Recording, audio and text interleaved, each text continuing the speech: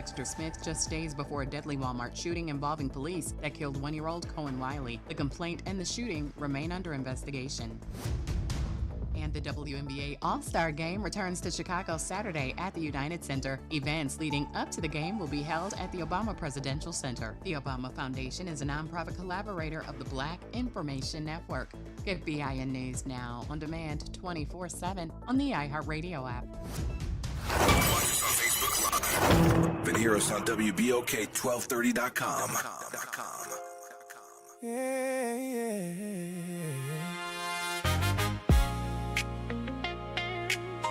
Late nights in New Orleans.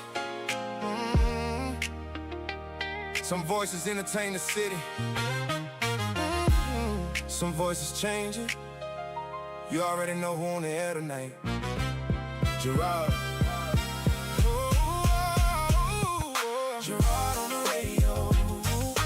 Whole city vibing slow. Late night lights in New Orleans glow. Everybody listen close. Gerard on the radio.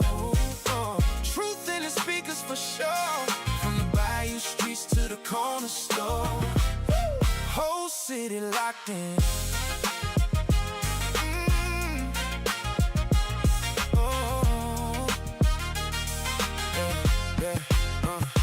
French Quarter nights with the rain coming down. Whole city talk, but the truth stay underground. Funny how the silence break whenever he speak. Certain conversations never make the TV.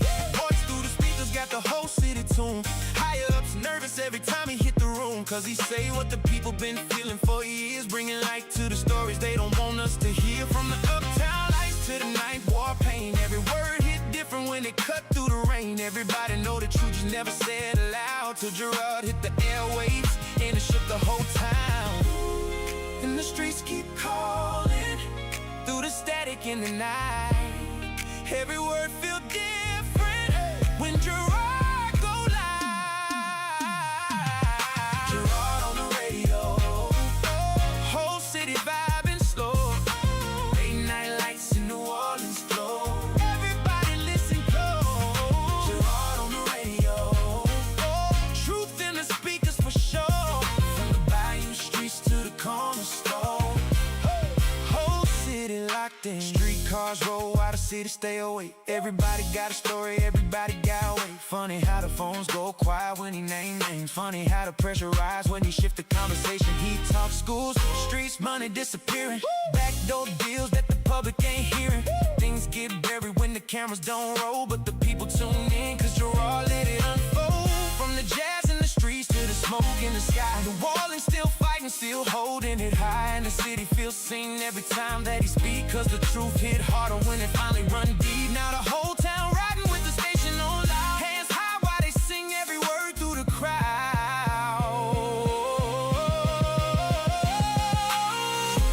Can you feel the city breathing? Every late night conversation. Through the speakers, through the rain. Ooh, New Orleans, don't sound the same. Gerard on the radio. Whole city vibing slow. Late night lights in New Orleans glow. Everybody listen close. Gerard on the radio. Truth in the speakers for sure. From the bayou streets to the corner store. Whole city locked in. Yeah. You're now rocking with Gerard, the voice they couldn't silence. New Orleans, stand up.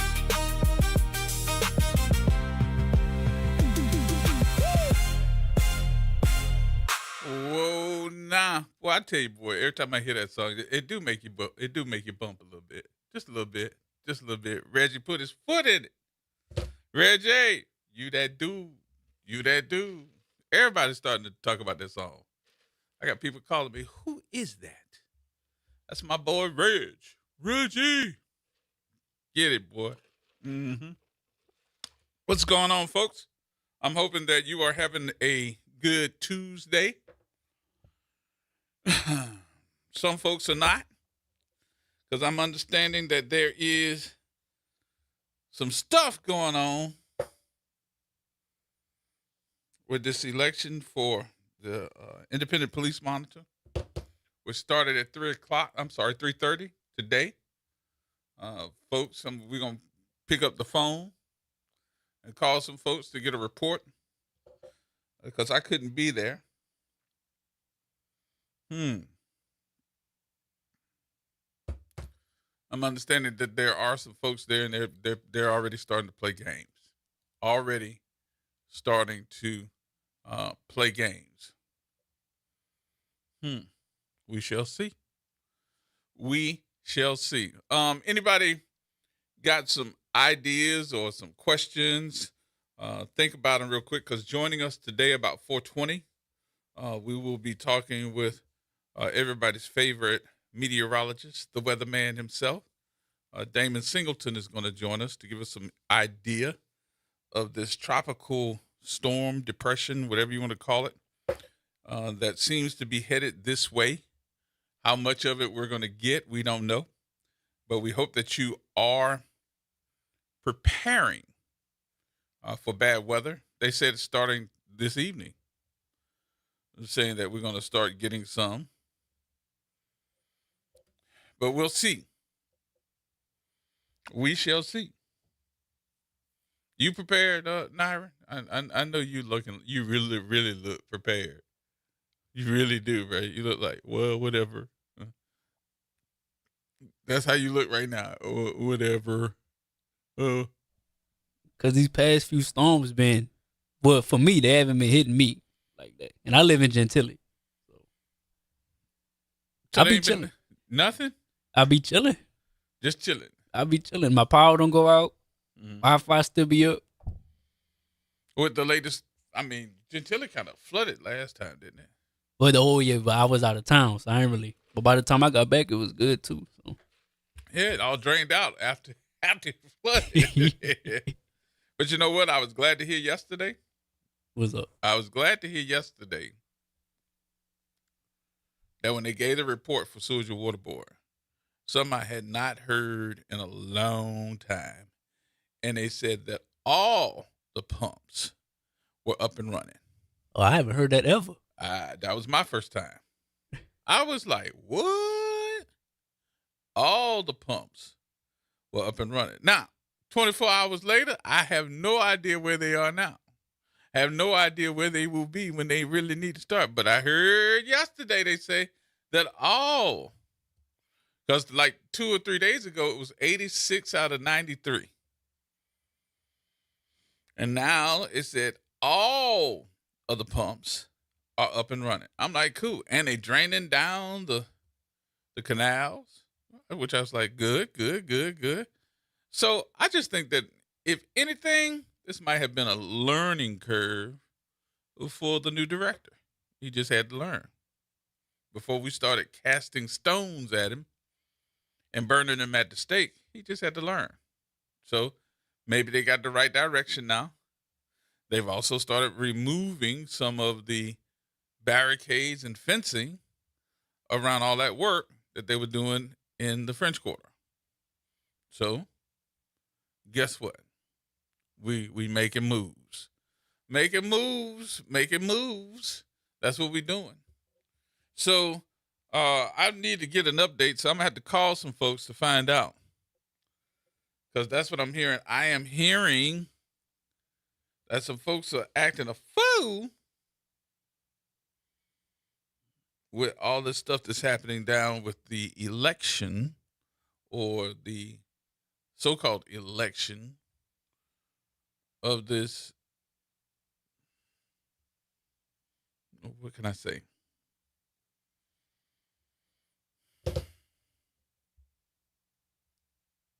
The independent police monitor. Yeah. We're going to find out. Because I got to believe the folks that are there that are trying to figure it out. So I wrote a letter, and I made sure that that letter got to the folks that it was supposed to get to, which were those folks with the New Orleans Ethics Review Board. each one of them. And I wanted to make sure that they got it before they started thinking about, hey, I wanted to give them something to think about. The New Orleans Ethics Review Board needed to think about what it was that we were talking about. And what we were talking about was the fact that I think it's collusion if two of the current OIG enrollees are able to apply for that job. Well, that's kind of tight there, Gerod. Why you thinking that way? I'm glad y'all asked. Y'all know what? Y'all is beautifulness, just beautifulness. Here's why. So in the year 2010, 2011, there was some problems between the two, which was the OIG and the Independent Police Monitor. They were actually kind of jammed together as far as their budgets were concerned. But the Independent Police Monitor should have been exactly what the title is, Independent Police Monitor. So those that were interested in what was going on during that time with the police department were trying to make it look like the police department was coming back full force, didn't need to be under consent decree, and we need good marks. So the only other person that could really put in process the good marks or the bad marks was the Independent Police Monitor. At that time, that title belonged to Susan Hudson. With that being said, the OIG jumped in and said, we need that report to be redone so that it would show favoritism to the Independent Police Monitor and the OIG. And they said, no, we're not going to correct it. So that was then a problem between the two agencies, the OIG's office and the Independent Police Monitor. And they said they were going to do a separation. So there was a ordinance that was put together by the city of New Orleans to separate the two so that this money would go here, this money would go there. Independent Police Monitor would be separate and independent of the OIG. Now come today, it's known, and I wrote that for them to see and to hear yesterday, because we needed to make them understand time. Sometimes people need to bring up what was done. It was done because of separation between the two powers. And those two powers don't seem to be separated if you have current employees of the OIG applying to be the Independent Police Monitor, your chief investigator, and someone else in the office. So we wrote that letter. That's why you are now seeing the people stand up and act an ass in the meeting today. And now the shenanigans have begun, because we're finding out that the Ethics Review Board doesn't want those folks in that meeting and are saying that they're closing it off and it's not open to the public as of today. So those folks started at 3:30 today, and they are now acting an ass in this meeting. I hope you shut it down. Shut it down. Make them folks shut down the meeting, because I doubt if they go into executive session. But shut it down and make them redo the dates. Because this came up on a lot of people real quick. And those two folks in the OIG's office were not named until last week. Out of 100 people, you're telling me the only two people that qualify for this position, other than Stella Cement, are two people out of your office. Shut them down. Shut them down. I sound like Public Enemy there. Shut them down. Shut them down. All right, she has joined us. She has joined us. Ladies and gentlemen, the attorney extraordinaire is in the building. Would y'all please say good afternoon to Suzette McNaris. Good afternoon. Good afternoon. How you feeling? You've been busy. I'm hanging on. I'm still recovering from being sick for the last 3 weeks, but I'm getting better. I'm on the mend. You on the mend? As long as you're mending. Keep mending. Now, you mentioned the Ethics Review Board trying to meet behind closed doors. Is that correct? Mm-hmm. Executive Well, session. you can only meet in executive session for specific legally defined purposes. You can get behind closed doors when you're discussing the hiring, firing, or disciplinary actions of specific employees. You can get behind closed doors when you're reviewing confidential complaints, gathering evidence, or deciding if there is probable cause to pursue an ethics violation. And they can get behind closed doors when they are consulting with the board's attorney regarding pending litigation or potential legal exposure. But meetings must be open for government and public ethics boards when they are deliberating and voting, when they are issuing advisory opinions, when they're discussing general business, such as board budgets, overall policy, or general rules. Those meetings cannot be held behind closed doors. The city's Ethics Review Board operates under the Louisiana Open Meetings laws. Mm-hmm. And while the ERB holds public meetings for its routine business, policy discussions, and public forums, state law allows them to enter closed-door executive sessions only for those matters that I said they're exempt to do, right? Mm-hmm. So if they are trying to close the doors on this publicized public meeting, they are violating the Louisiana public ethics laws, And it was public meeting laws. And it was stated that this would be open to the public. As far as that's concerned, it was also shown on their website where they were going to have 2-minute presentations from the public, and that window would be within a 30-minute window of this meeting today. Right. They gave an agenda. Yes. They publicized an agenda for this meeting, which would, show that it was indeed supposed to be publicly held. Mm-hmm. And they did have a 2-minute comment period. So if they're now trying to meet behind closed doors, they're violating the Louisiana public meeting law. So that's why I again pulled up my speech to let them know that there was a part of that speech I didn't write. I got it from their printed material.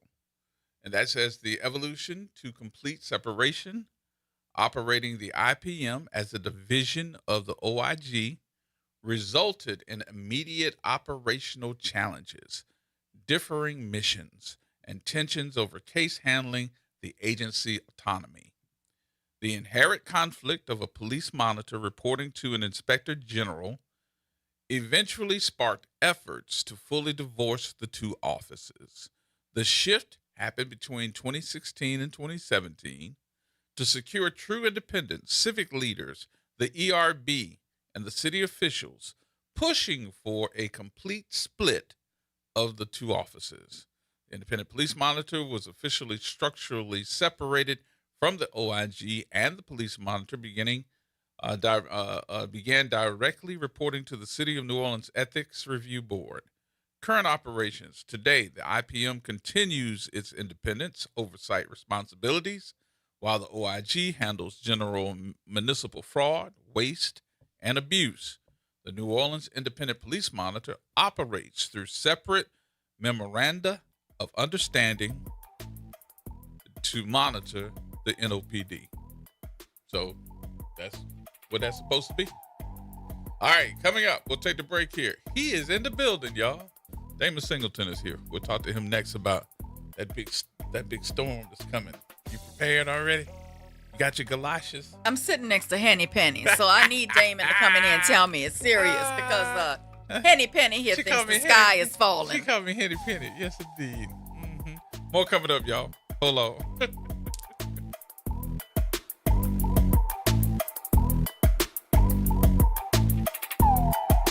Norman Robinson is back, Can you hear me now? and he's taking no prisoners. Can you hear me now? Each weekday, Norman Robinson brings you commentary with Off the Top. The incident was shocking, disturbing, disgusting, disappointing, and sad. Each weekday, Off the Top with Norman Robinson is heard exclusively right here. It's Off the Top with Norman Robinson on WBOK 1230 AM. This is The Law in Your Legacy. I'm attorney Pete Hamilton. I'm attorney Ryan Hamilton. When it comes to family planning, should you go with a will or a trust? A will is like leaving instructions to the court. It tells them who gets what, but your family still has to go through a succession, which can be costly and time-consuming. A trust, on the other hand, avoids court altogether. So when the time comes, everything transfers smoothly to your loved ones. It's a little more work up front, but way less hassle and expense later. Plan smart, save time, and take care of your family. This is not legal advice. That's just a tip brought to you by Liberty Bank and Trust. For more information, go to libertybank.net or contact us at 504-915-5016. Making a difference in the community. WBOK 1230 AM. Here we go. The reality check on WBOK 1230 AM. All right, folks, welcome back. Welcome back. It's Henny Penny. Along with the attorney extraordinaire, Suzette Bagnaris. And he's in the building. Yes, indeed. What's Welcome. up? Welcome back, sir. How you doing? I'm good. Good to see y'all. It's good to see you too. Everybody's good. favorite meteorologist is in the building. That's good to hear. Damon Singleton. How you been? I've been well, man. Been very well. You know, things are going great at Times-Picayune and NOLA.com. And, you know, I'm all over Southern Louisiana now, so I'm the senior meteorologist for the Baton Rouge Advocate and the senior meteorologist for the Acadiana Advocate as well. So I'm in the paper, and I do Wake Up NOLA, Wake Up Baton Rouge, Wake Up Acadiana every day. That's wonderful. So some things end up being a blessing anyway. Huh? Oh yeah. I'm doing very well. Yeah. Very good. Very good. Let's talk for a minute here because I'm getting kind of, you know. Worried? No. Excited? No. Anxious? Both. Chastised. Because I'm trying to help them, meaning at the law firm. I'm like, hey, look, I need to make sure that y'all are all right. You know, I need to make sure that, you know, we in the office, that y'all are going home early because it's only ladies in the office other than her husband, and he's not there all the time. So she should be thanking you. Say it again. say it again, bro. Say it again. So I'm just trying to make sure that everything's taken care of. You know, they going home in a decent time if they're going to come in, because they kept saying everything's going to start off tomorrow. And I'm like, I don't want y'all driving in that bad weather. What are we getting ready to run into? Well, here's the thing. This storm, it's a tropical storm, first of all. Mm-hmm. I think one of the biggest problems with it is that it's moving kind of slowly. Right. So it just the last info that we got from the Hurricane Center was that it's moving at 6 miles per hour now instead of 5, which was from the last update. So it picked up a little bit of speed. It's starting to turn a little bit more to the northwest, headed in our direction. And it looks like tomorrow morning it'll probably be around 40 miles east of Plaquemines Parish, headed towards us.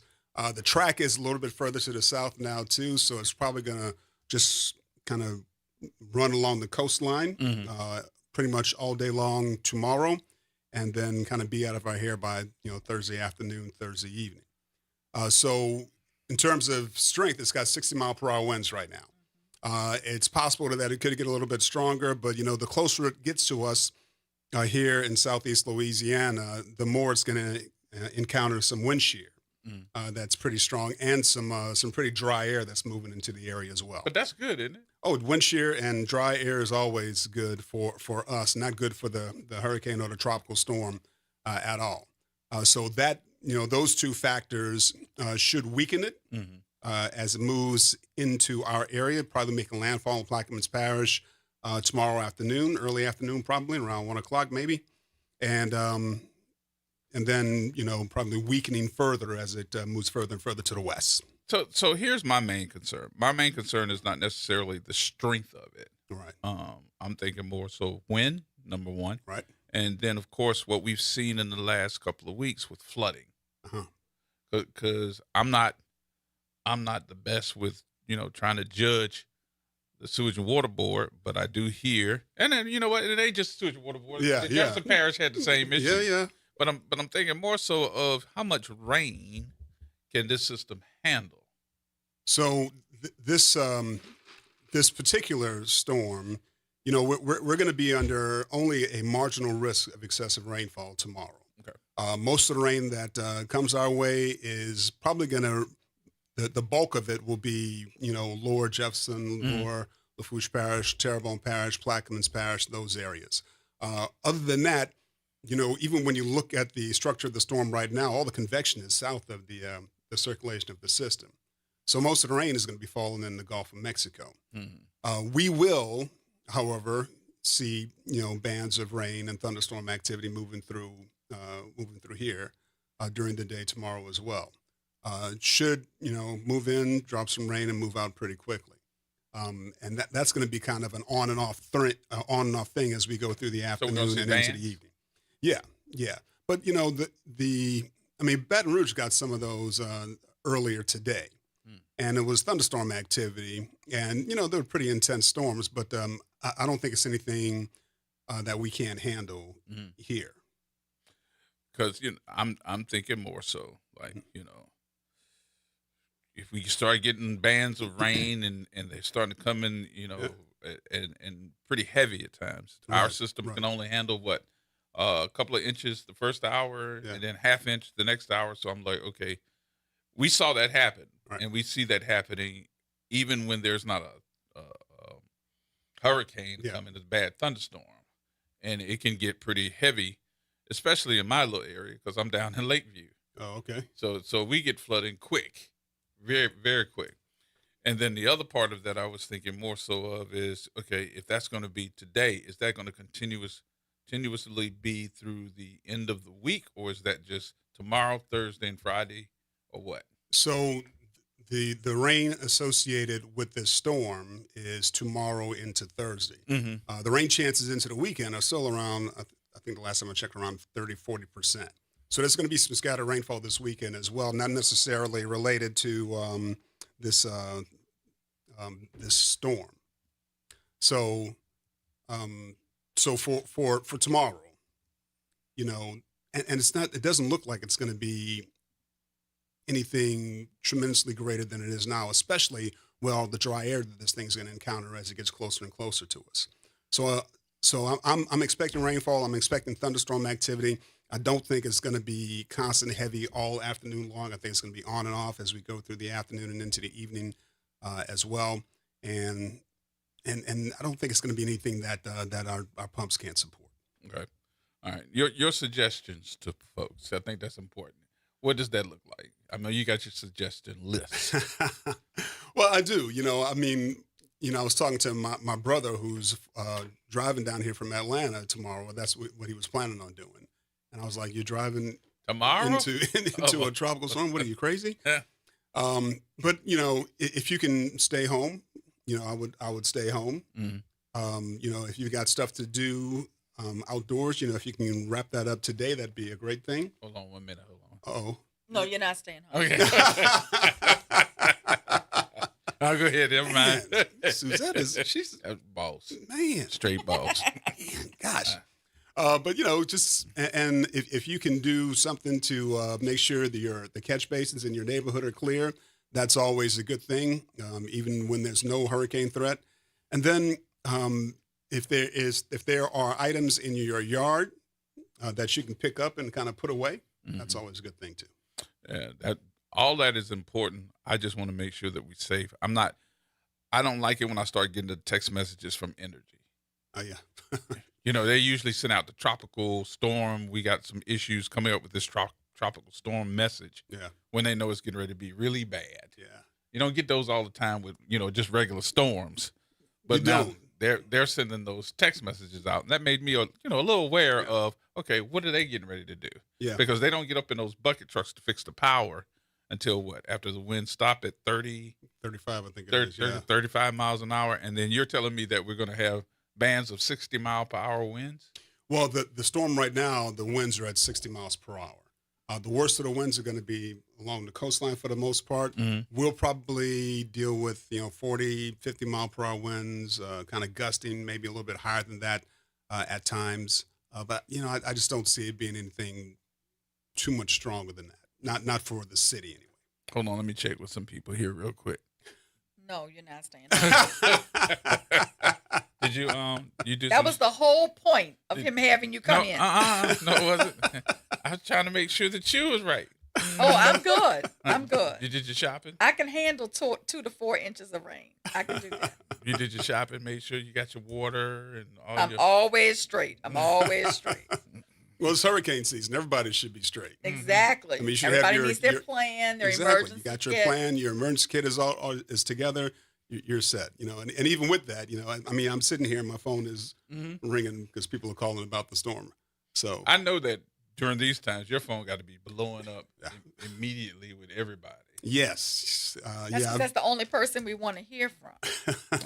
Now, I'm not going to call it names, but I saw a couple of other folks on that were, meteorologists that were on social media that were talking about it too. Is there a level of calmness that you guys got to have in not alerting people? Isn't that important too? And I'm not calling no names. I ain't calling no names. Yeah, well, I personally think it's very important. I on all of my time at WDSU, I tried to remain very conscious of how I was coming across. And sometimes when the weather is particularly bad or severe, you want to come across harder so people kind of act and react.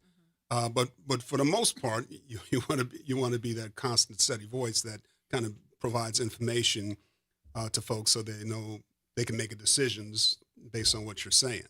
And so, yeah, I think that's real important. I just thought it was part of the training. That hey, look, don't get on there and alarm everybody. But at least come across so that people will be as calm and trying to go and fix everything that they need to get straight before this thing hits. Let's make sure that they're straight. Be calm about it, so they'll be calm too. Absolutely. And not running in the store and getting everything that they need to get and knocking people over and all that other stuff. So, but cool. I just wanted to make sure. But as I get ready to say, okay, Damon, your final words on this thing. Preparation is what? Well, preparation is always key for hurricane season. If you've got yourself, if you've got everything that you need, your hurricane kit, your plan for your family, then you should be good to go. This particular storm, I don't think it's going to be anything that's going to require you to jump in the car and evacuate. But it may get pretty windy at times, and we may see some pretty heavy downpours at times. But again, I think if they occur, they should move through pretty quickly. The biggest problem I see is that the storm is moving slowly. And so instead of it moving through the area at about 10, 15 miles per hour, it looks like it's going to be moving at maybe 6 to 10. So we're going to be dealing with the wind and the rain from this thing all day. That's the part that scares me. When Yeah. It says moving slow. Yeah. So that means it's going to dump a whole lot of water. But is that water going to be moving slow too, so that it's going to? I mean, when it's moving slow, it's a possibility that there could be some major flooding. It is, but we're not under more than a marginal risk of excessive rainfall right now. Okay. And when I say moving slow, especially when it's over the Gulf waters that are like 86 degrees or so right now, that's an opportunity for the thing to get stronger and bigger before it makes landfall. In the case of this storm, the closer it gets to us, the more it encounters the wind shear and the dry air. So that shouldn't happen. I don't think it's likely to happen. One of the things I worry about, and meteorologists in general worry about these days, especially those of us down here in New Orleans and on the Gulf Coast, is that rapid intensification equation. And so that doesn't appear to be a possibility for this storm. Okay. All right. Good story too about you in NOLA.com. I saw that today too. So very good. Very good. Look, I appreciate number one because when I picked up the phone and called you, I called you for another reason, but I was actually calling. I was like, "Why don't you come in and talk about it?" You didn't say, "Hell no, I ain't coming in there." You better come. I'll be there. I'll be there Anytime. Yeah, I appreciate it too. How the family? I'm happy you calmed Henny Penny down a little bit. He was a little bit riled up. And just to put it in perspective, Henny Penny, who's worried about the 2 to 4 inches of rain, lives on a second floor of an apartment complex. I just thought I'd put that into perspective. That has nothing to do with me being Henny worried. Penny, who started telling me about sandbags he might need. I don't need sandbags. I was getting sandbags for her office. That's all. I did that. And no this thank will be you. the second time. No thank you. Nothing. No appreciation for just nothing. ridicule. He's now saying the office. Straight up. After I called to his attention that he lived on a second floor. Ask Stacy, because we went last time and did the same thing. Stay vigilant. That's the bottom line. Make sure you have an emergency kit. Be weather aware. Tune in to Damon. Follow him for updates with regard to the storm. We know these things can change. It ain't even Christmas, bro, and I got pay Scrooge. attention. I got straight Scrooge. It ain't even Christmas. She been in my butt all day long. All day long. Any penny. But that's all right, bro. I appreciate it, though. Thank you so much. Thank you very How the family? much. Everybody good? Family's good. Family's definitely good. And everybody, you can check me out on social media, on definitely. NOLA.com, Wake Up NOLA, NOLA News on Instagram, And that's every day. That's every day. Monday through Friday or? Every day. And for this storm, I've been giving updates throughout the day. Okay. Got any special times through the day? Usually associated with the update that comes from the Hurricane Center. Okay. So one at 4 o'clock, earlier today at 10, and first thing in the morning. Look, Stay tuned to Damon. Let me give you this insight too, because you family. If you want to give your updates, of course, on NOLA.com and the Advocate and stuff. If you want to put us down on your list, call here. Cool. And give the same thing here. This is open line, and all the producers will know. Sounds so if good. you call in and say, "Hey, I want to give an update," they're gonna say, "Okay, cool, here it is." So open line to you. Thank you, my brother. Appreciate you, man. Absolutely. Anytime. All right. We'll take the break early. Just a few minutes early. Take a break a few minutes early so that Damon can get out of here and go do his weather thing and his family thing. All right? You got to stop that Henny Penny. I know. Ain't that saying? Man, oh, man. Look, guess what? And guess what? If something happened, you need to come. That sounds like Henny Penny to me. That's what I'm hearing when you're talking. Yes, indeed. More coming up, folks. Everybody hold tight.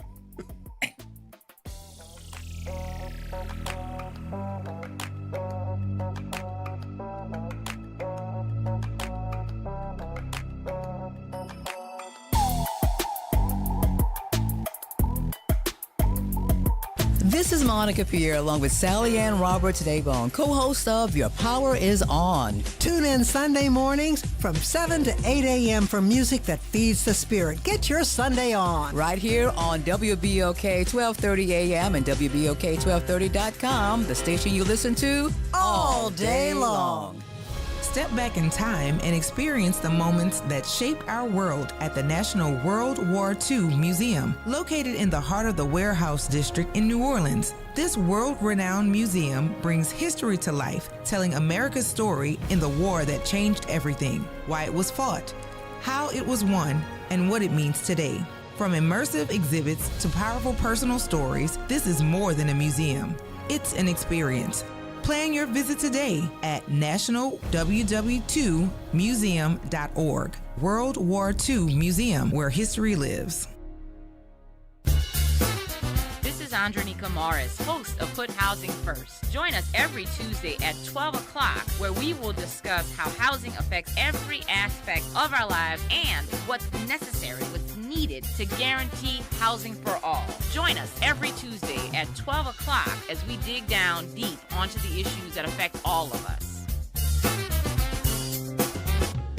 This invitation goes out to all of us unworthy sinners who's been saved by the grace of God, where you and I are only made worthy by the blood of the Lamb and our Lord and Savior, Jesus Christ. We're FIJTC, Faithers in Jesus the Christ. My name is Mr. Rocky. You can tune in to WBOK, 12:30 a.m. Sunday mornings from 8:30 a.m. to 9 a.m. Hope to see you there. Did you hear the news? Dr. Clark's 101 The Living Classroom has a new time. Catch us now every Wednesday at noon. Same program, same great conversations. Just a new time. So catch Dr. Clark's 101 The Living Classroom this Wednesday and every Wednesday only on WBOK. What New Orleans is talking about. Hey, Pontchartrain Park. Thanks for listening to WBOK. Here we go. The reality check on WBOK 12:30 a.m. All right, folks, welcome back. We are back in the studio. Our number 504-582-9422. We have a lot of stuff going on in the city. But, of course, I know we can break it down because we've got the attorney extraordinaire in the building with us. Suzette Bagnaris, still holding on. I'm still holding on, y'all. So if I start coughing, you'll understand. Gerard will take it from me. Today's top legal story in Louisiana isn't just about Attorney General Liz Muriel. It's about the integrity of our criminal justice system and whether rules apply equally to everyone, even the state's highest law enforcement officer, the AG. So let's remember how unusual this case is. Attorney General Liz Muriel has been indicted on 16 felony counts, including public intimidation and malfeasance in office. The charges stem from letters she sent to New Orleans public officials warning them about what she believed were legal consequences if they acted contrary to state law during the Orleans Parish Clerk of Court dispute. The prosecution views those letters as criminal threats. Muriel says they were lawful legal opinions issued by the state's chief legal officer. Now, if you follow this woman on Facebook, the Attorney General's Facebook page, she's threatening people all the time, threatening who she's going to sue, who could be held criminally liable, who she's coming after. But now she's trying to call these things legal opinions. There's a difference between a legal opinion and a threat. And we know the difference, Liz. Now the focus has shifted to how the indictment itself came about. And I'm going to suggest to you that's spin. Liz, you got indicted on 16 felony counts.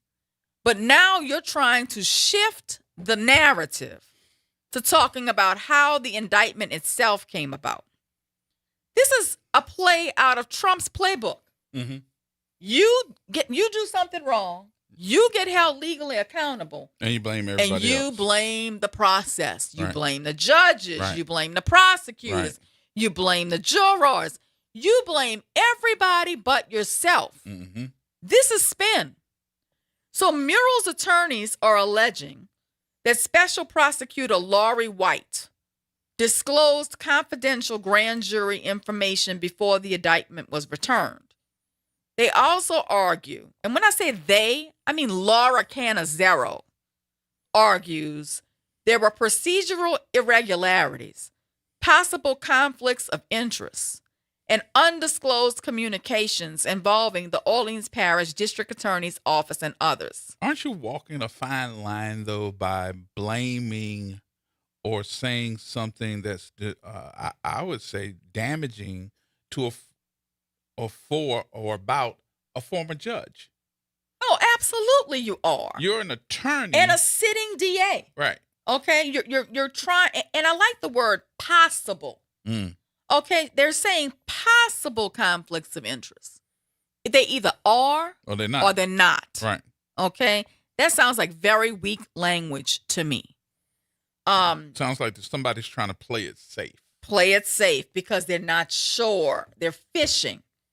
What makes this case particularly newsworthy is that the Louisiana Supreme Court has already intervened before a trial. That is rare. That is unheard of. That is politics.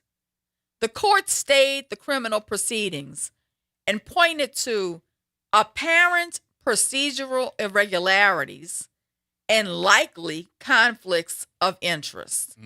That also sounds like weak language to me. It also authorized Murrell to file a motion to quash the indictment.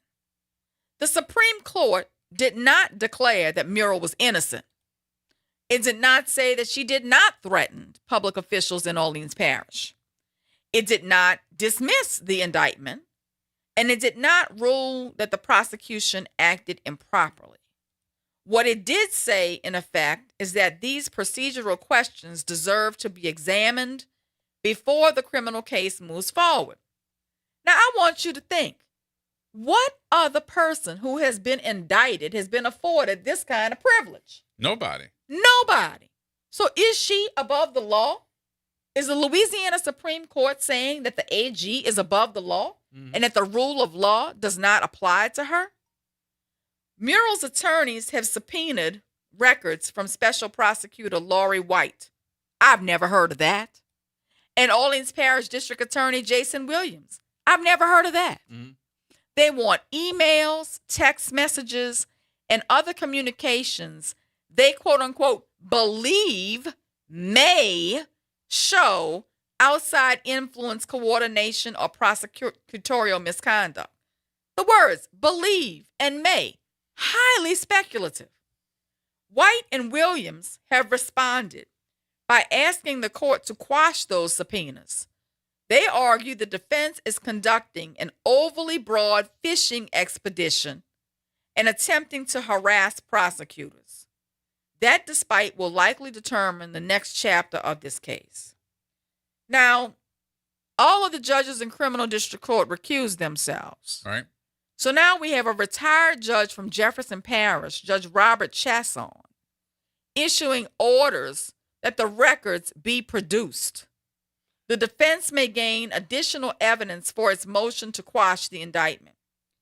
If he blocks the subpoenas, then Murrell's legal team will have to rely largely on information already available to them. Does that even sound right? It does not.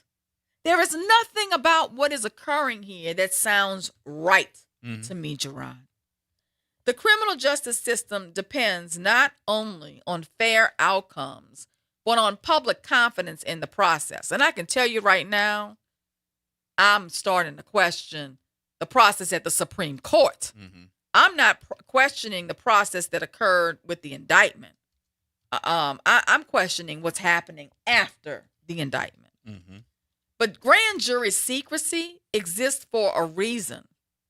Prosecutorial independence exists for a reason. And conflicts of interest matter because justice must be both fair and be impartial.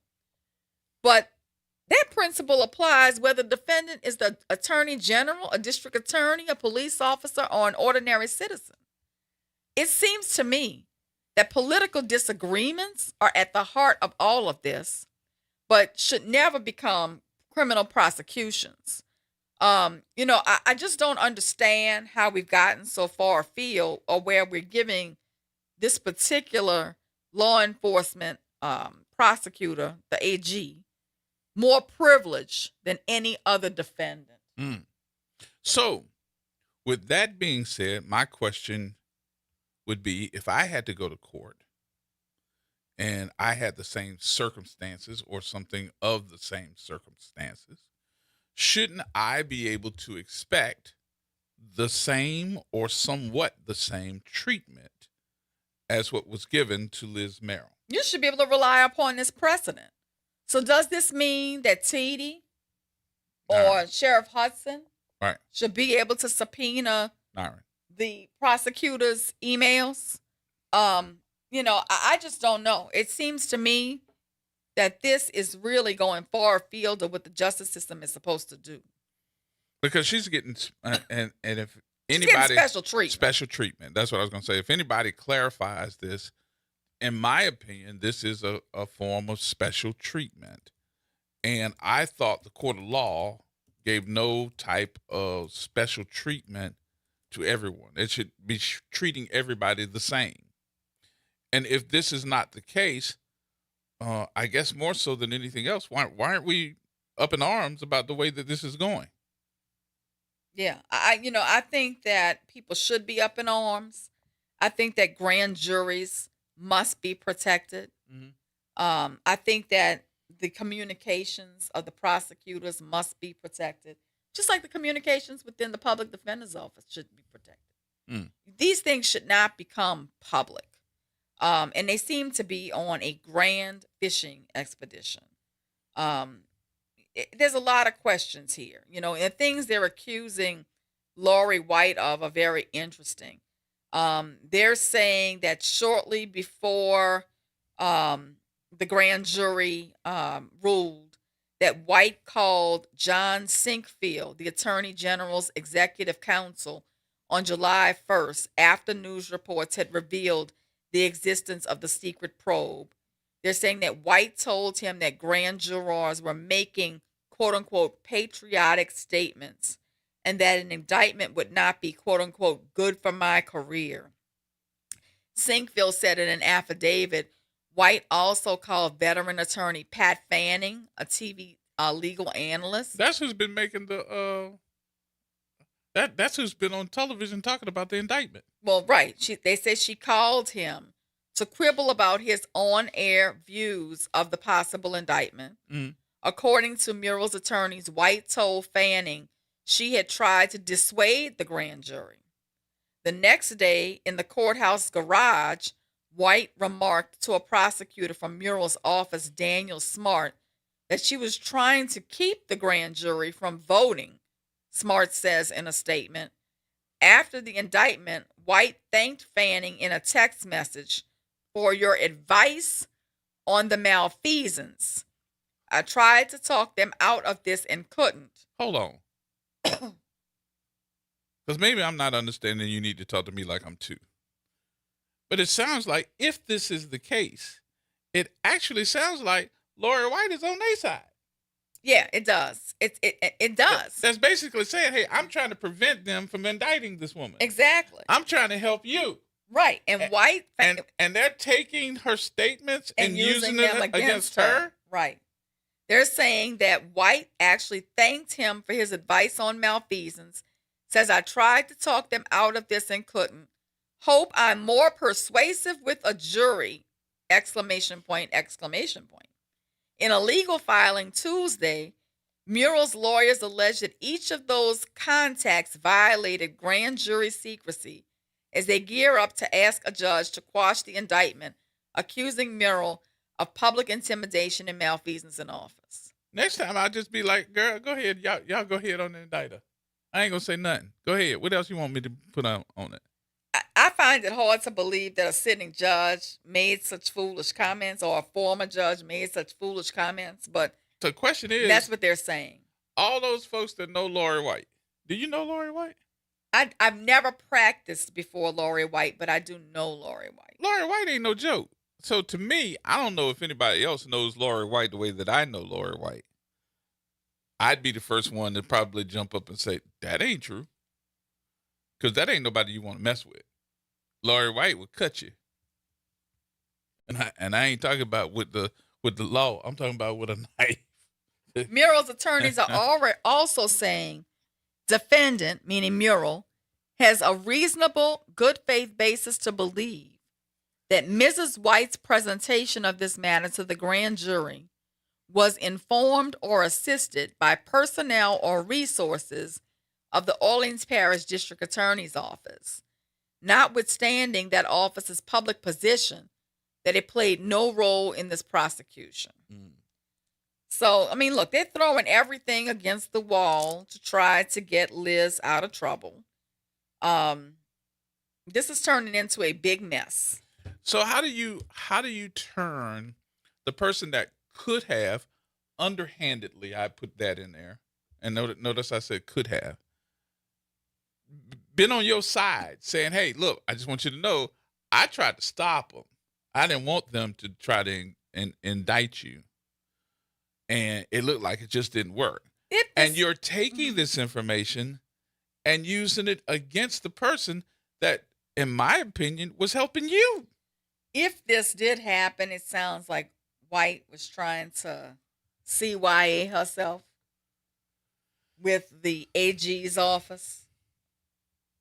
You know, trying to distance herself, basically saying it was the grand jury, it wasn't me. Don't hold it against me.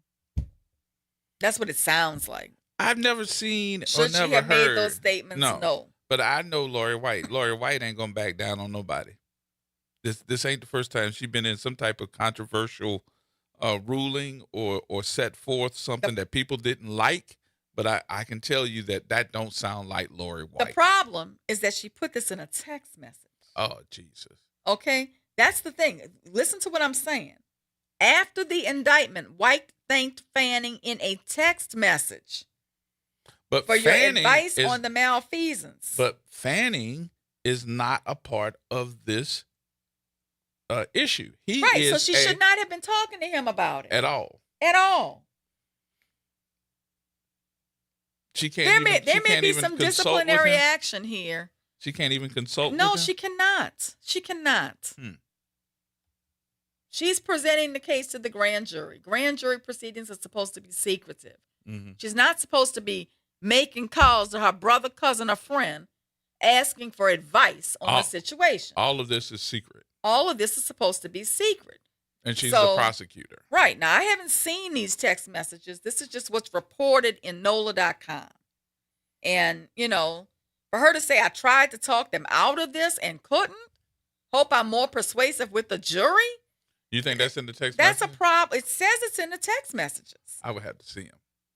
I would like to see the text messages too. But if she put that in a text message, that was not very bright. And that don't sound like Lori White. I'm sorry. It just don't. And anybody that know Lori White would probably say the same thing. That just don't sound like her. Well, first of all, we have rules about conflicts of interest. Mhm. And, you know, if indeed she's supposed to be the prosecutor and presenting the best case to indict, okay, she should not be making statements that she was trying to persuade them not to. That could be perceived as a conflict of interest that could be a disciplinary offense. All right, folks, what you think? 504-582-9422 is the number. 504-582-9422. That's our number. Get your call in right now. We got news next, and we'll come right back with more of this discussion.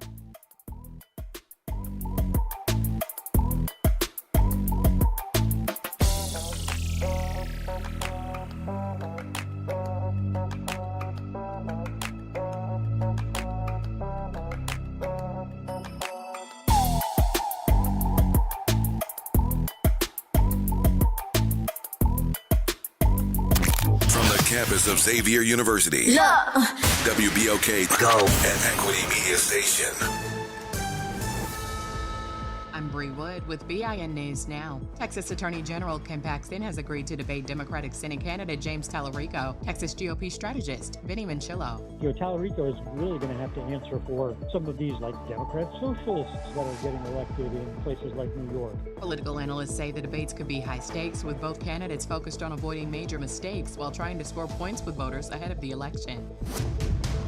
Minneapolis police are investigating two separate mass shootings that left at least 14 people wounded over the weekend. 9 people were injured outside a nightclub early Sunday, while 5 others were shot in a separate incident later that night. And Angel Reese is responding after Toronto Tempo coach Sandy Brondello called her a protected species during a heated WNBA game. Brondello has apologized and has been suspended 1 game, while Reese says she appreciates the support she's received. Get BIN News Now on demand 24/7 on the iHeartRadio app. Here we go. The reality check on WBOK 1230 AM. All right, folks, welcome back. Gerard Stevens with you, along with the attorney extraordinaire. That is Suzette Bagnaris. Our number 504-582-9422. George? Man, how y'all doing today? We're doing well, George. How are you? Attorney extraordinaire, Ms. Begnaris, how is the grandbaby? I just need to throw a little sanity in the The conversation. grandbaby is doing very well. That was his mommy just calling me while I was on the air. She seems to not realize I'm on the radio between 4 and 6. So they were FaceTiming me just now, the baby and the mommy. The baby got to have it. I'm like, come on now. He's just so sweet, George. He is so sweet. I love it. I love it. I love it. Okay, on to the conversation at hand, which y'all got me totally. Is this Lori White person? Lori White T person? Yes, she is a Caucasian woman. Yes. Oh, And she's okay, she's a now- former judge who sat on the Orleans Parish Criminal Court. And before that, she was a serious criminal attorney. I like the way you said before that she was a serious. So now she's all right. See, because y'all got me brain scattered here. So this person tried to send a cryptic message to the AG, right? Well, to the legal team of the AG, some people who worked at the AG's office, and to some guy who's like an analyst on television, a legal analyst, Fanning. So he's not on the team, the other team. He's an analyst on the other team. He's Is an that correct? analyst on television, right? That was making commentary about what was going on, and apparently she sent him some text messages. Although I'd love to see these text messages, apparently she sent him some text messages talking about the case, and they're saying that presents a conflict of interest. Okay, and you state that you I don't say you state the information that you have says that she tried to talk the grand jury out of prosecution. The reported text message states, "I tried to talk them out of this and couldn't. Hope I'm more persuasive with a jury." Standing alone, that is a damning comment from the prosecutor.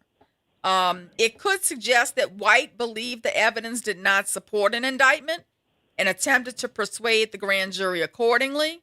It could simply reflect frustration with the grand jury reaching a decision different from the recommendation she made. But the "hope I am more persuasive with the jury" comment could be read as meaning that despite her earlier view, she intended to present the case vigorously if it proceeded to trial. I don't know, but it's a troubling text message. I'm not too sure where it's going to land her, but they're saying that her comments to the television commentator violated the secrecy of the grand jury and present a conflict of interest.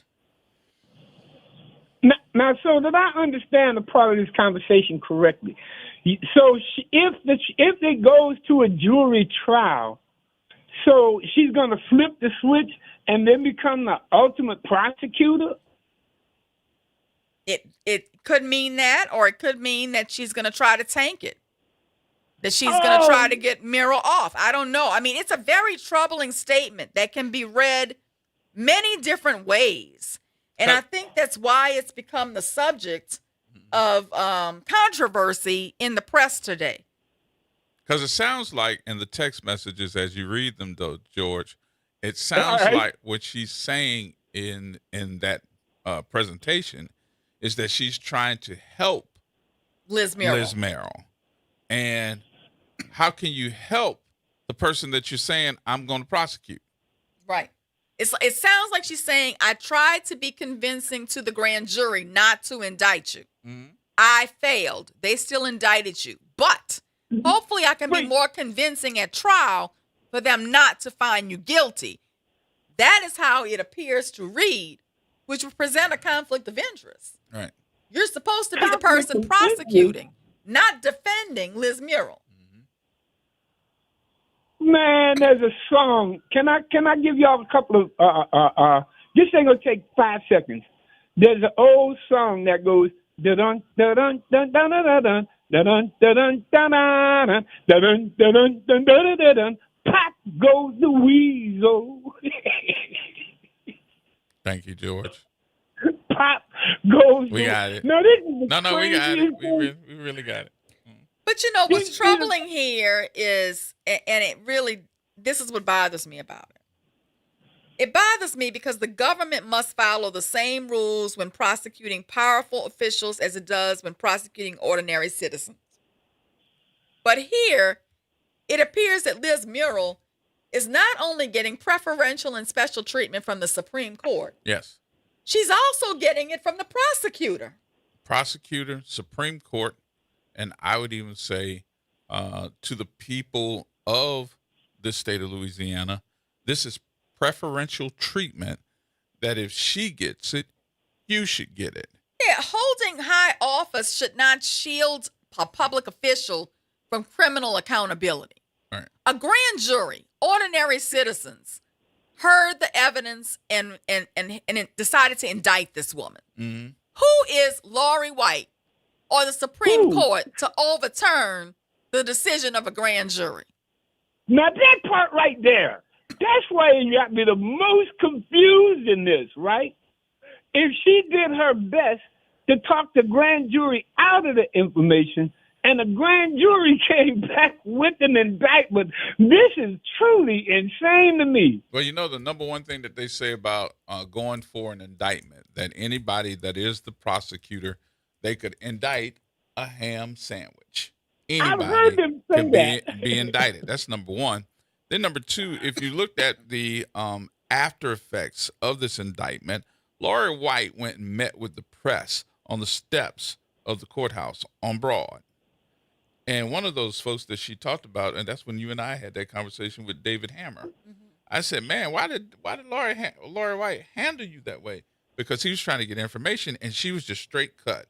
This is what happened, this is what happened, and this was happening. So that's one of the reasons why I'll be like, that doesn't sound like Lori White having that conversation. But again, I don't know what kind of friendship she has with Pat Fanning, who was on air explaining with Laura it on television. Cannizzaro. I don't know what kind of relationship she has with those folks. So you know, but my deal is a prosecutor's role is to present the evidence fairly, to advise the grand jury on the law, and to protect the integrity of the process. Right. The prosecutor presents witnesses and documentary evidence to the grand jury.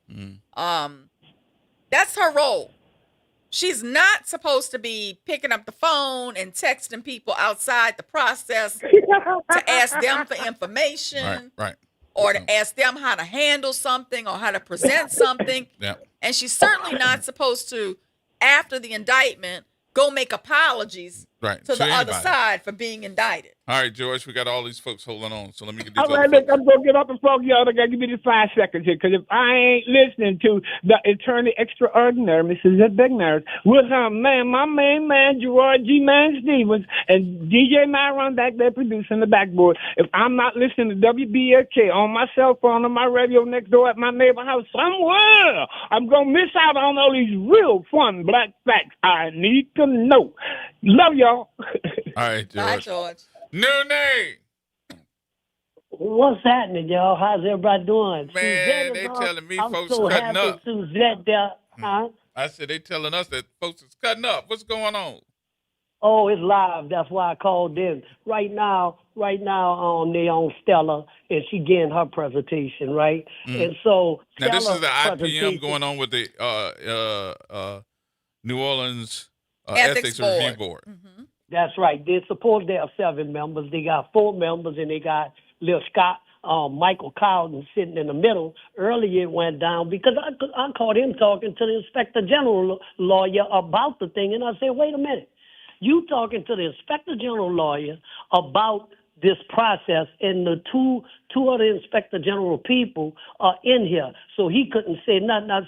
So he got hot. He got hot because I bust him, you know what I'm saying? So it's getting tested in here because the 2 people they put up, they don't know nothing about community. Stellar presentation is smoking right now. It's smoking and everything. So I'm waiting to see how the vote going to go. Hopefully they do it before 6. Y'all get off air. I can call back in. But the guy who the first in charge, he tried to give a presentation on a case he did with the FBI. We talking about the police monitor. What you gonna do? So I think Stella is doing a great job. I think the second lady, what's her name, Patrice Rose, she got up and she was horrible too. Really, I ain't gonna lie to y'all, Suzette. I had to go outside because I felt asleep on him, man. You know, he was boring. He was born, but you know they got the inspector general here, lawyer here, his people here. Me and one of the guys got into it. I don't know. I think he was the inspector general, so he moved his jacket back to show he had a gun in a badge. I said, RoboCop, go sit down. Stop playing. Go sit down. So, you know, He was trying to intimidate you by showing you a gun and a badge? Yeah, that's what he tried to do, but me and him had it. And, you know, I must commend the NOPD. They just stayed back because I was telling them, man, that don't scare me. That don't intimidate me. I really don't give a care. So right now, Stella is up, and she almost finished. And then the community is about to win. You know, we got Cedric here.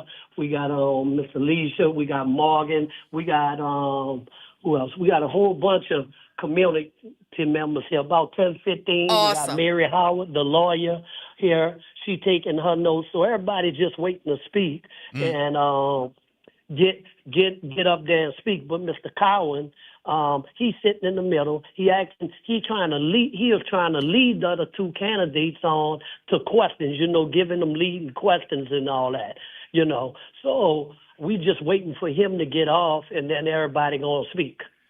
So let me ask you this: has anybody brought up the fact that those two that they have put up from the not from the OIG's office, that they are supposedly having some type of separation, and this is not separation because those two are from the office that they're supposed to be separating and currently employed there. Right. That's right.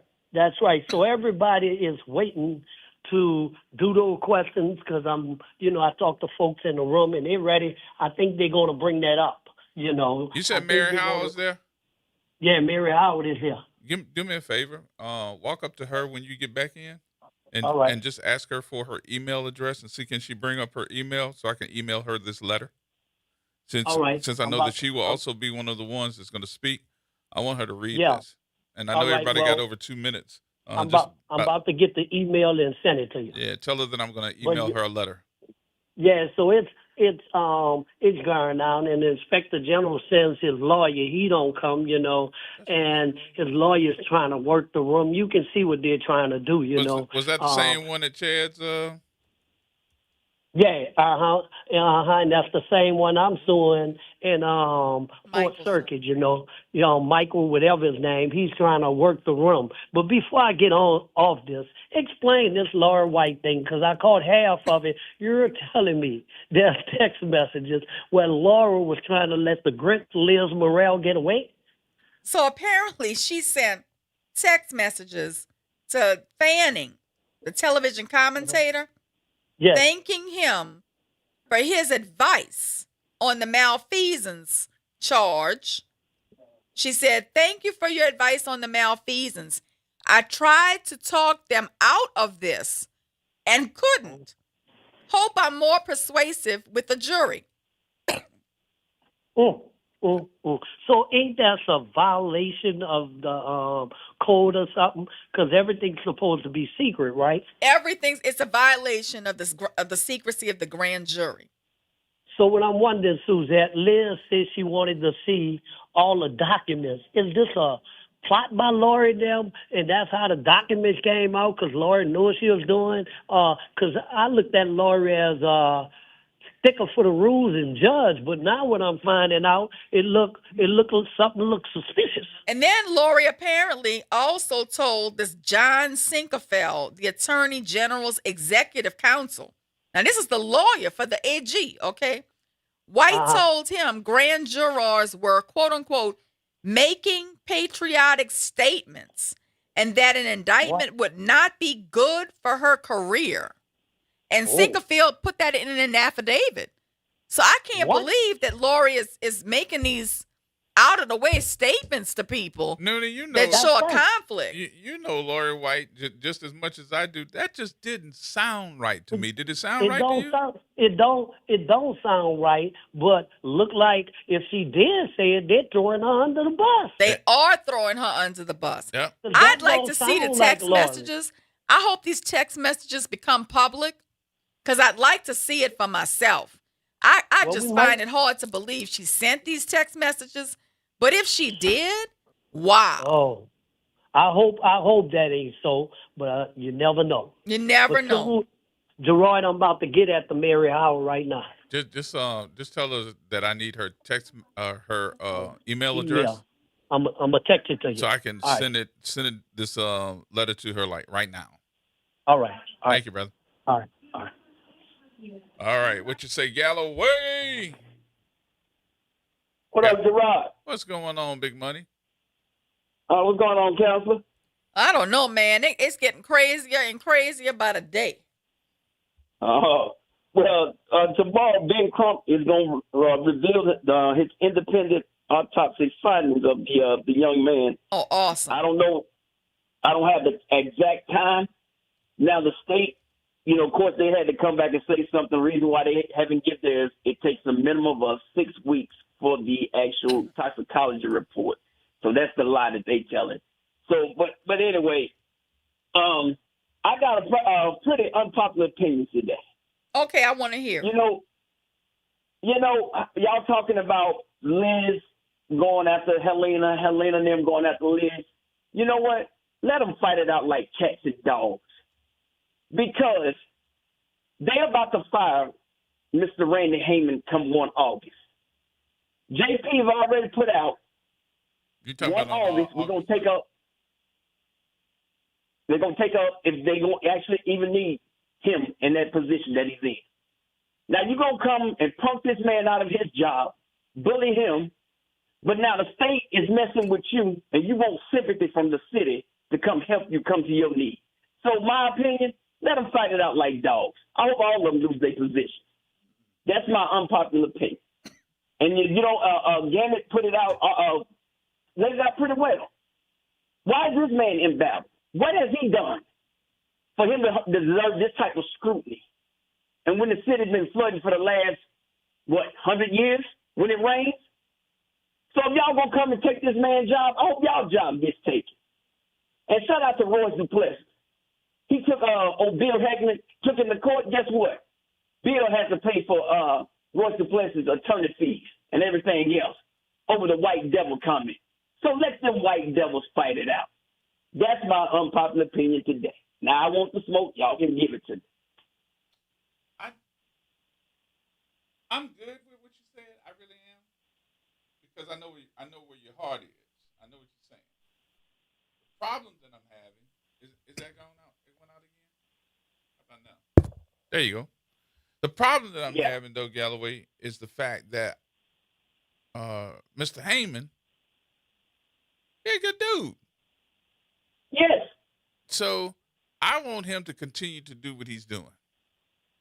Exactly. And I'm thinking, because I haven't heard or seen, and when there's an uproar in the city, people like get rid of him, you need to get rid of him. I haven't seen that yet about Randy Heyman. It's the online chatter. Trust me. Red Bottoms, his little supporters, yes, they want Randy gone for no reason. So when I cussed him out and called him and told him that most of y'all got 1 foot in the grave, I say before he loses his job, y'all gonna be in the grave. So there's one thing about online supporters for certain folks, and Red Bottoms is one of them. His online supporters, they're not necessarily Orleans Parish residents. They probably live in certain other areas, which could be Chalmette, Jefferson Parish, that have nothing to do with the way that systems and also the conduct of folks. He don't have that authority. And if he was so interested in getting rid of him, instead of talking to him about how you can fix it, makes him part of the problem instead of having a solution. They want to get rid of him so they can bring back that other dude, the white guy. Yes, Bottom line, that's what I told all of them. But That's what I I'm trying to told tell JT. folks is that this guy that we got right now has more credentials than all the ones that they won't put together. And when is they it know going to that. be?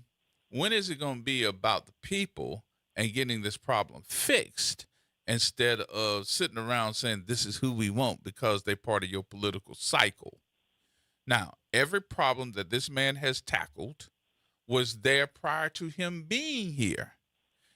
He's the only one out of all of them, in my opinion, that hasn't just come around and said, oh, this is what you do. No, he has fixed it, from those water mains to, I don't know if you heard this or not today, but this has got to be like the first day I've ever heard it in my 35 years, because they asked him, hey, what about Sewage and Water Board? And he said in his report today that every last one of the pumps are working. I was like, what? All 96?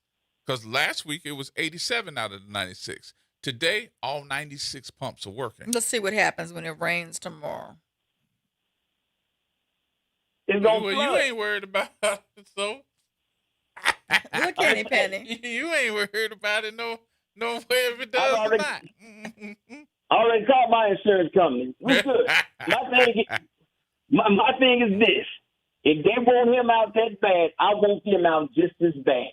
So Liz, what's his Jeff Clandry? Come get him. Round him up and take him to Baton Rouge and put him in a closet with you. All of them. Anybody that wants this man out. Because I'm sick and tired of folks actually getting on TV and saying, okay, this is my fault. This is human error. This is what happened.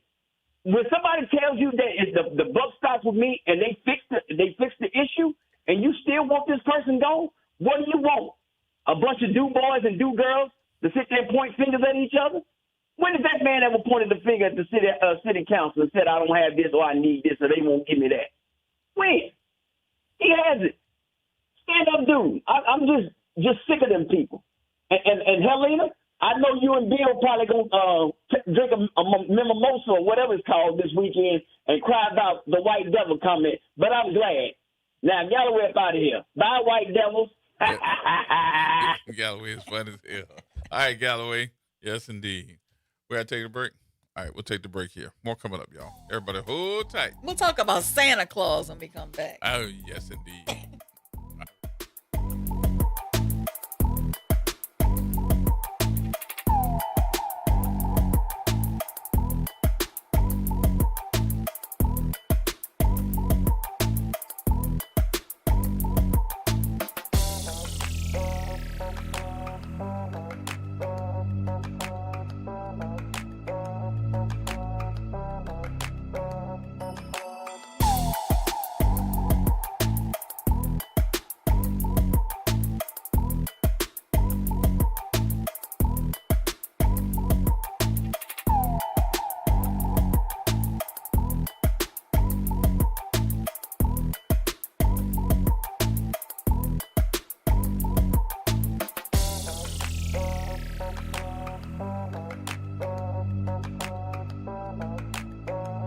It's Off the Top with Norman Robinson on WBOK 1230 AM. The current skirmish between Governor Jeff Landry and Mayor Helena Moreno is not a good look for the city or the state.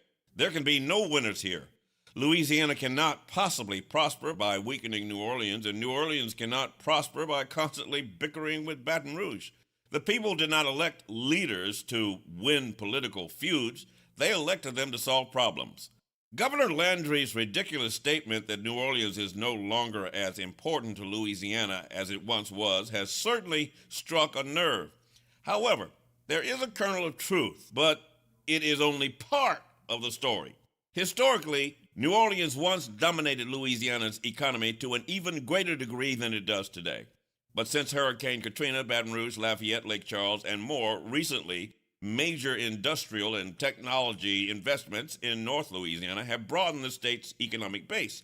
Economists acknowledge that New Orleans is no longer quite as dominant, but still dominant as it was decades ago.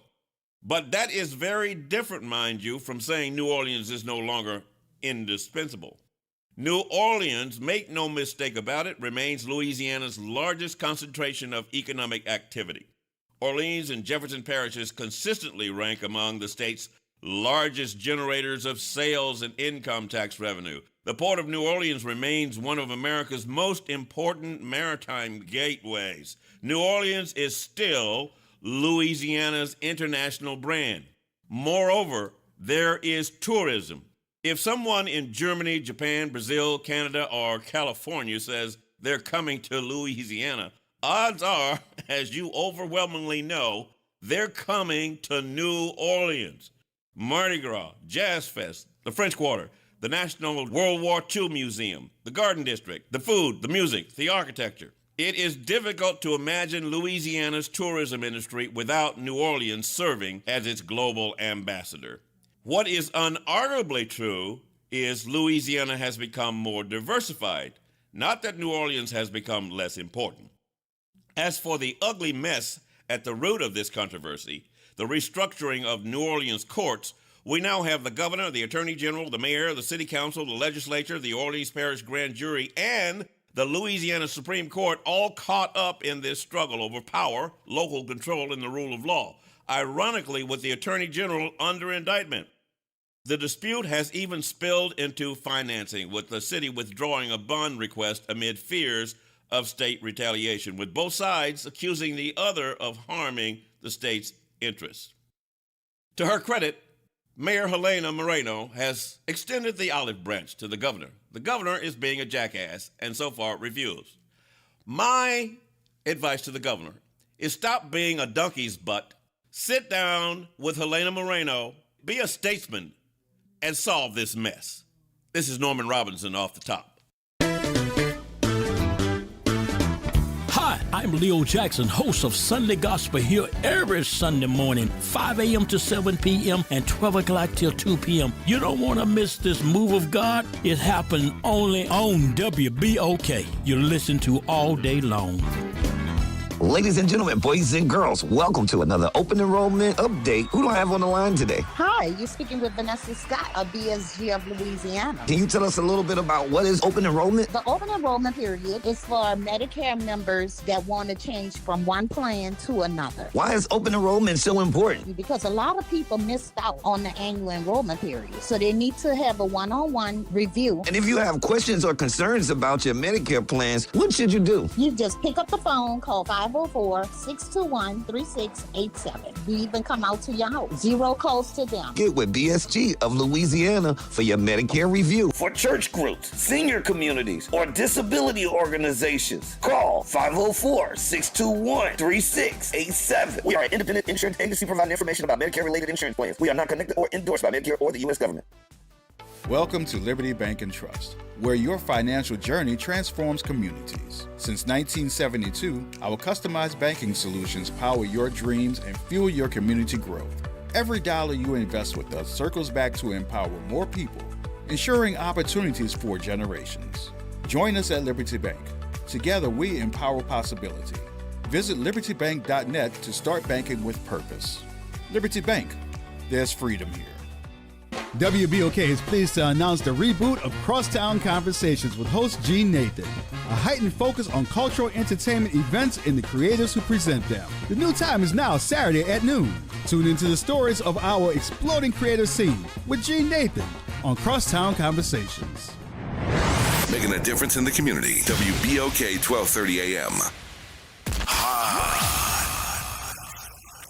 Here we go. The reality check on WBOK 1230 AM. Ho, ho, ho, ho, ho, ho. Ho, ho, ho, ho, little girlie. Santa has gone off the rails. Come sit on Santa's lap and let's talk about the first thing that pops up. Oh, my God. So, a New Orleans man That ain't even funny. whose legal name It's Santa Claus. is Santa Claus Ho, ho, ho, ho, ho. will stand trial after he allegedly sent sexual text to an undercover cop posing as a 15-year-old boy and arranged to meet in person, according to authorities. Santa needs some loving too. Ho, ho, ho. Oh. Whoa. The Jefferson Parish District Attorney's Office, I can't even look at you, Whoa. charged 75-year-old Claus with computer-aided solicitation of a minor, court records said. He pleaded not guilty Monday in Jefferson Parish Magistrate Court. What did he say, Gerard? Ho, ho, ho, ho, ho. Ho. Santa pleads. Oh, not guilty, biatch. Oh. And his witnesses at trial are going to be Rudolph and Dancer. Oh, don't forget Prancer. He moves around. Ho, ho, ho, ho, ho. Sit still. Oh, my God. Kenner police arrested Santa Claus on June 28th at the Kenner lakefront. Get your hands off me. Where investigators said he'd planned to rendezvous with a teenage boy. Oh, y'all like handcuffs too. With whom he'd been messaging. Whoa, ho, ho, ho. The teen, however, was actually the undercover Kenner police detective. Run, boys and girls, run. The detective was posing as a juvenile online as part of the department's ongoing effort to target people who use the internet to try to exploit or meet up with juveniles for sex. I thought something was wrong with him when I saw the facial hair. I thought that was something else. Oh, my God. Get in Santa's sleigh. The detective set up a profile as an 18-year-old on the dating app Grindr. And Santa Claus reached out to chat. What are the little boys and girls doing on Grindr? That's a good question, Gerard. What is your child doing on Grindr? But still posing as a teen, the detective told Santa Claus he was 15. Whoa, Brandon. Claus began chatting with the detective via cell phone messages, text messages, which became sexual in nature. I got a gift for you. And Claus made statements about showering together and performing sex acts with the teen. And no, that is not a flashlight. Ho, ho, ho, ho, ho. Ho. Oh, my God. When Santa Claus arrived at the Kenner meetup, investigators noted that he did have the physical appearance of Santa Claus, including a white beard, a red shirt, and red pants. You thought this was something fake? This is the real deal. So this kid was going to meet somebody who was dressed like Santa Claus, too. Kenner detectives confirmed the suspect legally changed his name to Santa Claus several years ago. What's your name? But did not know exactly when and where he did so. I'm Claus. Authorities said that Santa Claus had no prior criminal convictions. None. Under his current or his former name. What's your former name? Claus was being held Tuesday at the Jefferson Parish Correctional Center in Gretna. His bail was set at $60,000. I need a GoFundMe account, or there's not going to be a Christmas around here. Ho, ho, ho, ho, ho, ho.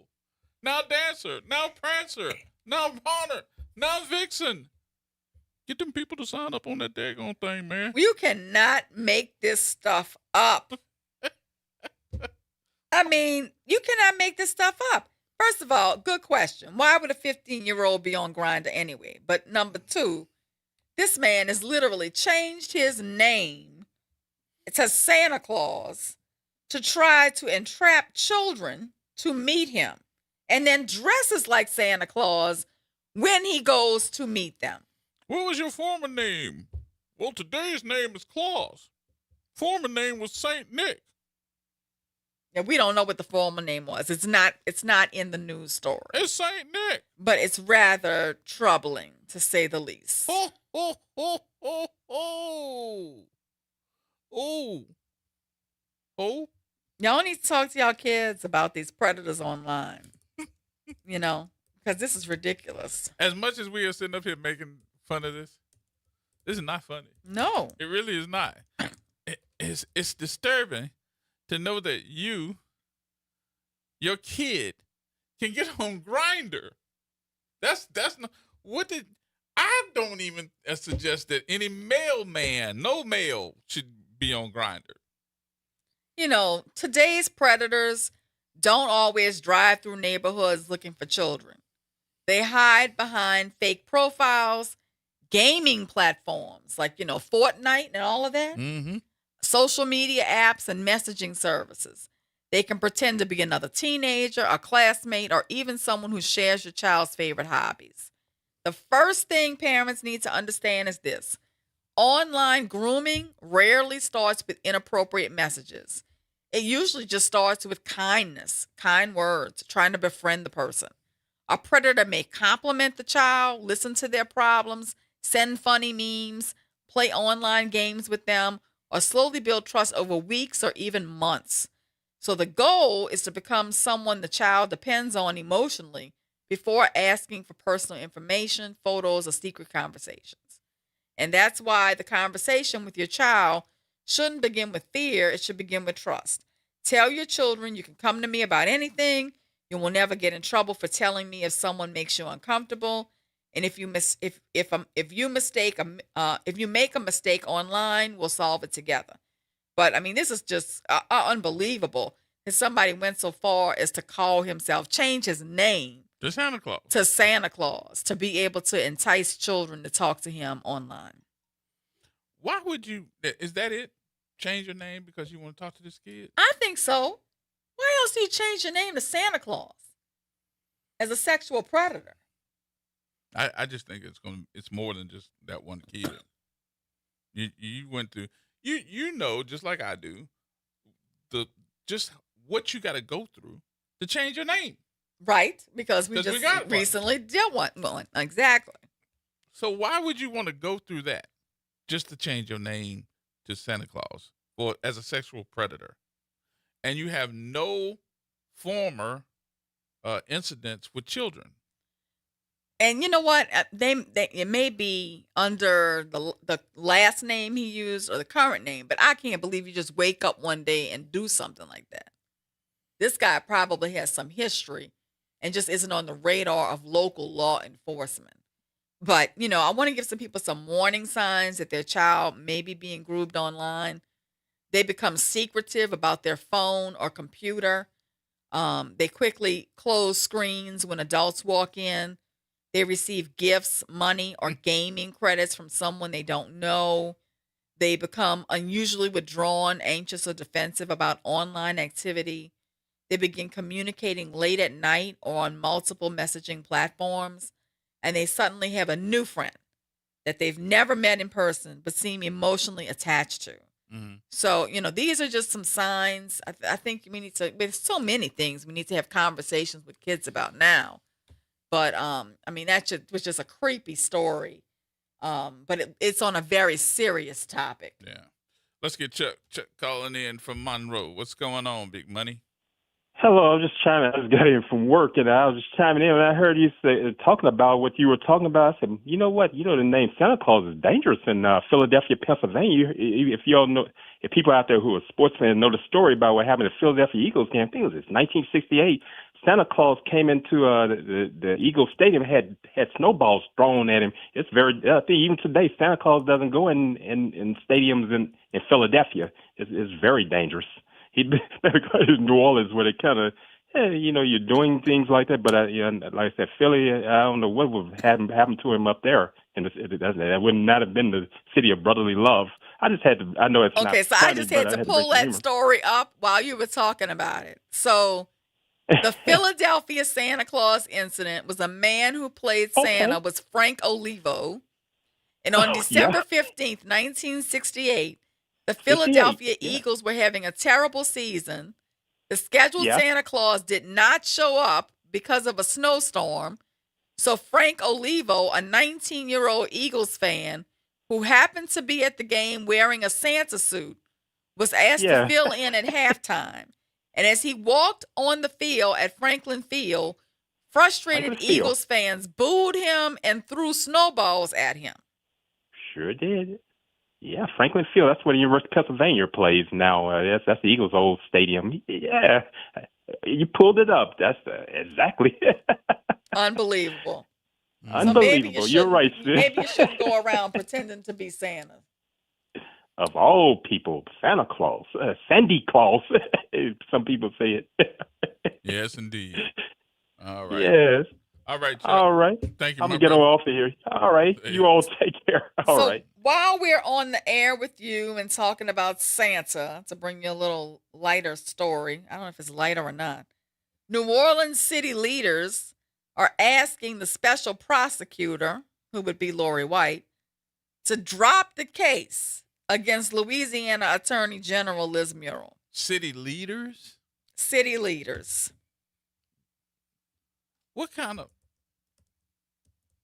Santa Claus mess is this? Wouldn't that be a great gift for her? For So you're the ones who drew the line in the sand with her. And now you want her to drop the case. So on Tuesday, Mayor Helena Moreno and the New Orleans City Council, District Attorney Jason Williams, and Judge Calvin Johnson all penned letters to Special Prosecutor Lori White asking her to stop the prosecution of Muriel. In Mayor Moreno's letter, she states that she and other city leaders were not intimidated by Muriel's letters. That's not what she said on her Instagram. Nope. But now she wants to say that. Moreno said while leaders felt some of the language was threatening, city leaders did not believe it could lawfully or practically be carried out. Moreno said city leaders did not report the alleged crime and that their focus is on doing the work of the people and avoiding political conflict. Moreno's letter said city leaders believe moving forward would be in the best interest of the people rather than prolonging litigation. District Attorney Jason Williams also called the litigation a distraction from the work done by his office in his letter to White. Johnson, who was appointed interim clerk after the law passed and received a letter from Muriel's office, said in his letter that he did not condone her letter, but also did not feel victimized by it. This comes after Muriel's legal team challenged efforts to block access to communications related to her indictment, with her legal team filing a motion to oppose requests to quash subpoenas for records tied to the grand jury subpoenas. Her attorney, Laura Canizero Rodriguez, filed the motion Tuesday morning in response to DA Jason Williams and Special Prosecutor Lori White's request to quash the subpoenas. Williams said he should not have to provide the communications because he recused himself from the case and was never involved in prosecuting Muriel. White said that because there is a stay in the case, no evidence gathering can take place. Williams echoed White's concerns, saying that Muriel and her legal team are attempting to work around the pause order to obtain records. I need to take you back for a minute. They scared. What they scared of? They seem to be scared by Clandry and Muriel. The block got too hot for them, and now they're backing off their position. I have her statements. So are you telling me that in this report, she's saying that she did not intimidate her and did not? Moreno is saying she did not feel intimidated. She did not feel threatened. That is her new story. Okay, let's take a listen. You have it? You got a break first? All right, let's break first and we'll come back. Looks like the block got too hot for them, and now they're backing down. More coming up, y'all. We'll make sure that everybody understands. When you make this up, this is what was said. More coming up next.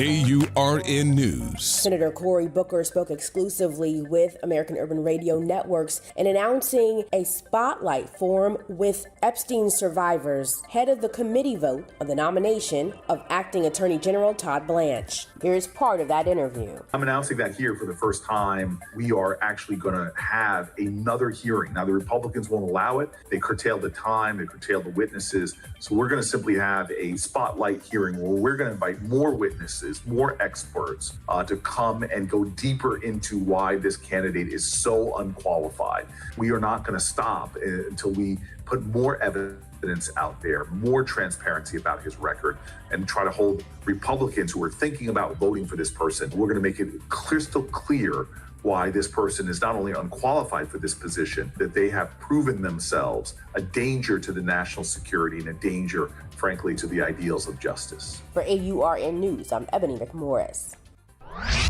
Hey, this is Dave Poston. Be sure to listen to WBOK 1230 AM every Saturday morning at 10 a.m. and Sunday evening at 5 p.m., bringing you the best Southern Soul barroom music with the Southern Soul Weekend Party Mix, hosted by me, of course. I'll be playing your favorite Southern Soul music by artists from all over the South, right here on WBOK 1230 AM or online at WBOK1230.com. The station you listen to longer. Listen to longer. Listen to longer. We are the rhythm of the streets. The flavor in every dish. The story in every song. We are New Orleans Tourism and Cultural Foundation. We help artists build the future of New Orleans. Because when the culture thrives, our people thrive. Every note, every brushstroke, every dish is a door opening new possibilities for those who carry our traditions forward. And when we open that door, the whole city moves forward. For New Orleans Tourism and Cultural Foundation, culture is our open door. Greetings, New Orleans. It's Jamar McNeely, CEO of Inspire NOLA. Join us for our annual Inspire the City Backpack Giveaway on Saturday, July 25th, beginning at 10 a.m. at McDonough 35 Senior High School. Students will receive a free backpack filled with school supplies while supplies last. We also have limited laptops, gas cards, and more. Be there Saturday, July 25th, 10 a.m. at McDonough 35 Senior High School. Let's inspire the city. When you talk, we listen. WBOK. Here we go. The reality check on WBOK 1230 AM. All right, folks, let's take a listen.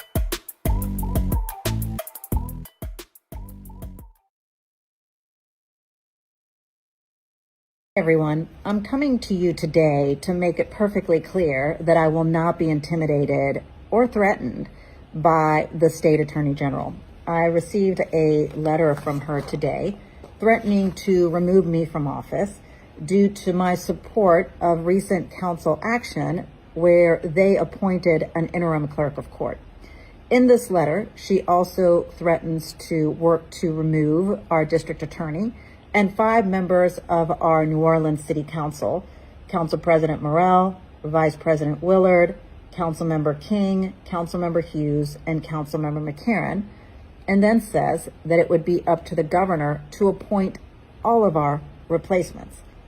I'll also say that it is surprising that the Attorney General put all of this in a letter, considering that there is a criminal law, which is Revised Statute 14-122, that prohibits intimidating or threatening a public official in an effort to try to influence a decision or change their position. In this case, the letter says that we must reverse course and change our position on appointing an interim clerk. There's also a variety of different ethical and professional conduct issues with this letter that was sent.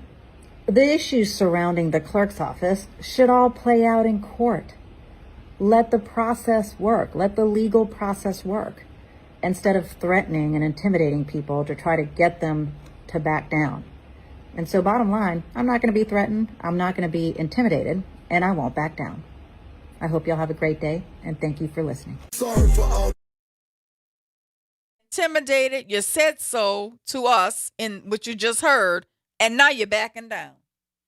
So basically what we're reading now is they saying that they did not do it. So after telling the public in what you just heard on her Instagram, Mayor Helena Moreno, those were her words, saying she was being intimidated. She was being threatened. She used the words intimidated and threatened several times in her public address to you, the public, her constituents, on her Instagram. Now today, all of a sudden, she changes course and says she never felt threatened. She never felt intimidated. And she wants Special Prosecutor Lori White to drop the case against Liz Murrill. Now, was she lying to us when she said it on Instagram that she was being intimidated and harassed and she wasn't going to allow it? Or is she lying now when she's saying she was not intimidated or harassed? Sounds to me, they don't want those text messages and those emails exposed, and they're running scared.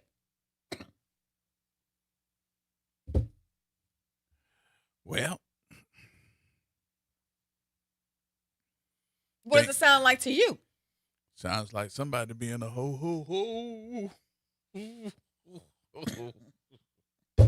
I done got to the point now where I'm like, I don't know if you know this or not, but every day when I talk about the politics that's going on in New Orleans, I think I tell you and Stacy and everybody else, New Orleans ain't real. I mean, this is crazy. We just played her own words. Yeah. Where she went on her Instagram Live and started talking about how she just got the letter from the AG. She was trying to intimidate her. She was trying to threaten her and the city council members, and they weren't going to back down. They weren't going to have it. Now today she's got her tail between her legs. Her, the New Orleans City Council, DA Jason Williams, and Judge Calvin Johnson, all penning letters to Special Prosecutor Lori White asking her to stop the prosecution. Now they're all saying they were never intimidated and they were never threatened. Y'all are running scared. I was going to There's say, something in those emails and those text messages. There's some truth to this. Y'all don't want to be exposed. Y'all are running scared. For some reason, Clandry and Murrill have y'all by the neck. Yep. In a chokehold. By the neck? I didn't want to say the other word on the air. That was pretty good. Pretty good. By the neck. It made me ask you. By the neck. Yeah, they got him by the neck. I know what you're talking about. But I tell you what, I don't trust those folks in Baton Rouge. I guarantee you those text messages and those emails are coming out anyway. So I think what's going to happen is if they let that suit go, there's a reason why they letting that suit go. There's a reason why. And then the other part of it is I wouldn't be surprised if they come right back and put a suit against them. I would not be surprised. Y'all trusting those snakes in Baton Rouge? I'm telling you, those snakes going to come back to bite y'all. Y'all going to withdraw this indictment with Liz Murrill, and they're going to turn around and remove y'all for malfeasance. Yep. Or they're going to turn around and remove y'all for another reason. They will find a reason. And I guarantee you, all those text messages and emails, they're going to get them and they're going to leak them. And think about this for a minute. You're basically coming back now after you arrested this woman and put her under 16 counts of an indictment, saying that she didn't do it. That don't just go away. Well, first of all, too, there is a crime of filing a false police report. Right. There is a crime of giving perjury to the grand jury. Right. Who testified before this grand jury?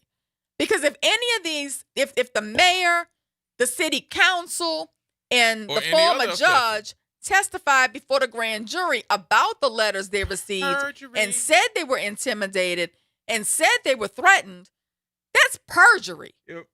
So, I mean, I don't understand this. Somebody had to give testimony before the grand jury. But this just don't go away.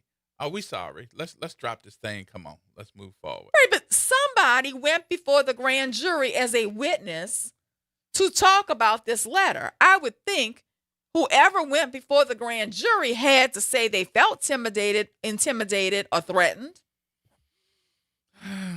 And now they're backing off those statements. So did they lie before the grand jury? Looks like we got another conversation that we need to have tomorrow about this.